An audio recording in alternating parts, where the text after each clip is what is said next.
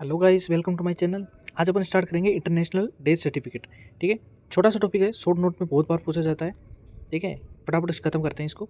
Basically होता क्या है कि अगर किसी की भी डेथ होती है तो इंटरनेशनली एक क्या किया जाता है, सर्टिफिकेट है जो हर जो देश है उसमें क्या है, मतलब उसको माना जाता है। ठीक है, इसमें क्या किया जाता है कि कोज ऑफ डेथ बताया जाता है कि वो मतलब कोई भी जो मरा है वो उसका कारण क्या है। ठीक है, कैसे मरा होगा। ठीक है, तो इसमें 5 लाइन होती है बेसिकली। ठीक है, एक होता है फर्स्ट पॉइंट की होती है 4 लाइन, एक होता है सेकंड पॉइंट जिसमें एक ही लाइन होती है। तो कुल मिला के 5 लाइन्स होती है इसमें। ठीक है, अब अपन एक एक लाइन देखते हैं। ठीक है, फर्स्ट का ए, फर्स्ट का बी, फर्स्ट का सी, फर्स्ट का डी और सेकंड। ठीक है, अब इसको पढ़ा कैसे जाता है वो देखते हैं।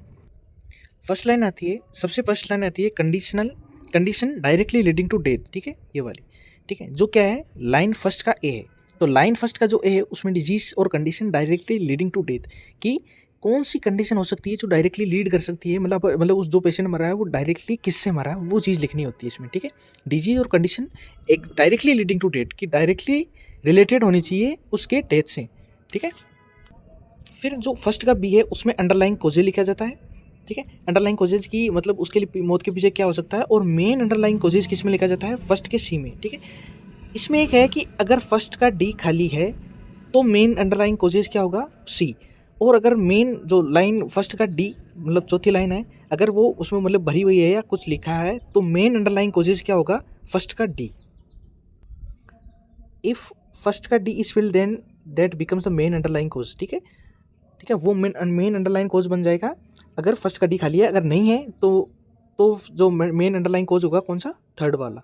ठीक है, इसमें क्या होगा, तो बेसिकली ये दो चीज़ है, एक तो एंटीसीडेंट कोजेज और एक अदर सिग्निफिकेंट कंडीशंस। ठीक है, तो एंटीसीडेंट कोजेज कौन सा होता है कि मोर्बिड कंडीशन मतलब जो मेन कारण है डेथ का उसको फर्स्ट वाली जो 4 लाइन है उनमें लिखा जाता है। ठीक है, morbid condition if any giving rise to the above case मतलब death starting and underline condition last. ठीक है, इसमें क्या होता है, वो स्टार्ट होता है कहाँ पे, अंडरलाइन कोजेज जो होता है ना लास्ट में उसमें।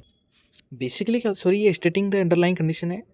तो बेसिकली एंटीसीडेंट कोजेज क्या होता है, वे सारी घटनाएं और इवेंट्स जो बाद के इवेंट्स के लिए उत्तरदायी होती है। बाद के इवेंट्स मतलब डेथ के लिए उत्तरदायी सारी कंडीशंस इसमें लिखी जाती है, इसमें अंडरलाइन कंडीशन में। ठीक है, अगर आती है सेकंड जो लाइन होती है उसमें अदर सिग्निफिकेंट कंडीशन आती है कंट्रीब्यूटिंग टू द डेथ, कि उस डेथ को कंट्रीब्यूट करने में कौन कौन सी घटनाएं शामिल है या कौन कौन सी चीज़ें शामिल है, उसको सेकंड लाइन में लिखा जाता है, but not related to the disease directly. ठीक है, डायरेक्टली कोज नहीं करती है वो।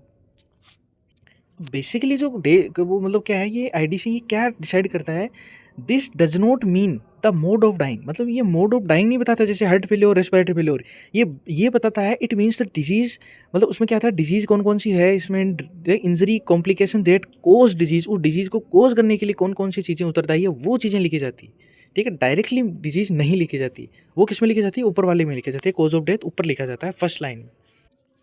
इसके अलावा एक लाइन है कि लाइन फर्स्ट सी और first D is the most important line in death certificate, thus known also as essence of the death certificate इसको बोलते हैं। ठीक है, एसेंस ऑफ डेथ सर्टिफिकेट किसको बोलते हैं, line first C and first D, क्योंकि ये मोस्ट इंपॉर्टेंट होते हैं, क्योंकि यही मोस्टली उसका क्या बताते हैं कि डेथ का कोज क्या है, वो मोस्टली वही बताते हैं, क्योंकि मेन अंडरलाइन कोज क्या है कि मतलब उसके कारण वो किसके कारण मारा है। ठीक है, मेन अंडरलाइन कोज वही सबसे इंपॉर्टेंट होता है। अब अपन पढ़ते हैं एग्जाम्पल की, मतलब इसको कौन कौन से एग्जाम्पल में कैसे कैसे आईडीसी बनाई जाती है। ठीक है, कि जैसे रिनल फेल्योर है तो सबसे पहले फर्स्ट लाइन की फर्स्ट ए में अपन क्या लिखेंगे, रिनल फेल्योर। अब फर्स्ट बी, ठीक है, फर्स्ट बी में क्या है, अंडरलाइन कोजेज कि डायबिटिक नेफ्रोपैथी है जिसके कारण क्या हुआ, रिनल फेल्योर हो गई। ठीक है, अब फर्स्ट सी मेन अंडरलाइन कोजेज, ठीक है, डायबिटीज मेलाइटिस। ठीक है, डायबिटिक नेफ्रोपैथी तो एक डिजीज है, लेकिन जो मेन डिजीज है डायबिटिक मेलाइटिस, उसके कारण नेफ्रोपैथी, उसके कारण रिनल फेल्योर हुआ। तो मेन अंडरलाइन कोज कौन सा था, डायबिटिक मेलाइटिस, उस पर क्या है, मतलब डायबिटीज थी कुल मिला के। ठीक है, अब अपन डायबिटी मतलब लाइन सेकंड पे आते हैं, अदर कंडीशन जो कि उसको कंट्रीब्यूट करती है इंटरनल रिनल फेलियर को। ठीक है, वो क्या है, हाइपरटेंशन। तो फर्स्ट चीज़ क्या होगी, जो मेन कारण है वो तो क्या हुआ, डायबिटिक मेलाइटिस, और जो उसको कंट्रीब्यूट करेगी वो क्या, हाइपरटेंशन। ठीक है, इसी प्रकार दूसरा है इंटरपेरिटोनियल हेमरेज। इसमें क्या है कि रेप्चर्ड मेटास्टेसिस डिपोजिट इन लीवर, कि कुल मिला के जो मतलब अंडरलाइन कोज सबसे पहला है कि मेटास्टेसिस रप्चर हो गई, उसके कारण क्या हो गया, वो लीवर में डिपोजिट हो गई। अब क्या है, फर्स्ट का सी क्या है, मेटास्टेटिक डिपॉजिट इन लीवर, ये क्या है, मेन अंडरलाइन कोज। लेकिन अगर मैंने कहा था कि अगर फर्स्ट का डी अगर भरा हुआ है तो वो क्या है, वो है मेन अंडरलाइन कोजी। तो मेन अंडरलाइन कोजी इसमें कौन सा है, फोर्थ वाला है। ठीक है, फोर्थ वाला पॉइंट क्या है कि प्राइमरी एडिनोकार्सिनोमा है असेंडिंग कोलोन में, उसके कारण क्या हुआ, ये हुई डिपॉजिट मेटास्टेटिक्स उसके कारण हुआ रेप्चर के कारण हुआ हेमरेज, ठीक है। और जो हाइपरटेंशन है वो क्या है, इसका सेकेंडरी कारण, जो सेकेंडरी कॉजेज है उसको मतलब डिजीज़ को कॉज करने में एक्स्ट्रा उसका योगदान देते हैं, ठीक है। ये 2 कॉज हो गए इसके 2 एग्जाम्पल के साथ। Thank you guys, keep supporting, पढ़ते रहिए, बढ़ते रहिए।